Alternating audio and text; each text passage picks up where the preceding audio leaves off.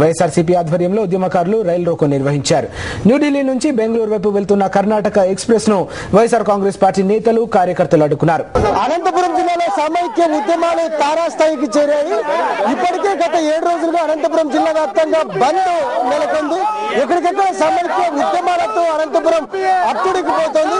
ఇదే నేపథ్యంలో వైఎస్ఆర్ కాంగ్రెస్ పార్టీ ఆధ్వర్యంలో రాష్ట్ర విభజన నిరసిస్తూ పూర్తి స్థాయిలో వైఎస్ఆర్సీపీ నేతలు కార్యకర్తలు న్యూఢిల్లీ నుంచి బెంగళూరుకు వెళ్తున్న కర్ణాటక ఎక్స్ప్రెస్ లో ఆపేశారు. ఈ సందర్భంగా వైఎస్ఆర్సీపీ నేతలంతా పూర్తి స్థాయిలో సమైక్య ఆంధ్ర వర్ధిల్లాలి, అదేవిధంగా సోనియా గాంధీ కేసీఆర్ వ్యతిరేకంగా నినాదాలు చేస్తూ ఉన్నారు.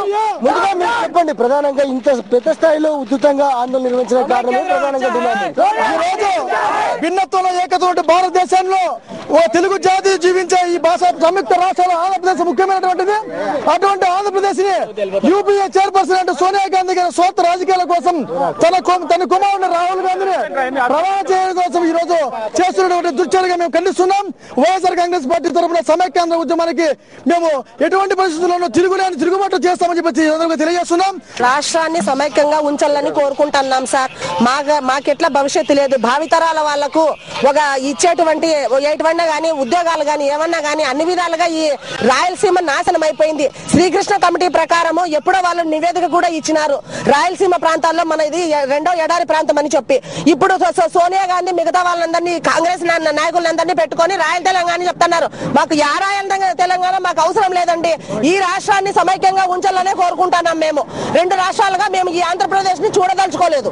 స్వార్థ రాజ్యాల కోసమే రాష్ట్ర విభజన జరుగుతా ఉంది.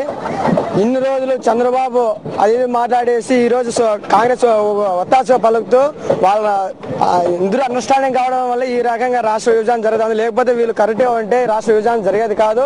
ఖచ్చితంగా రాష్ట్ర విభజనను వ్యతిరేకిస్తున్నాం.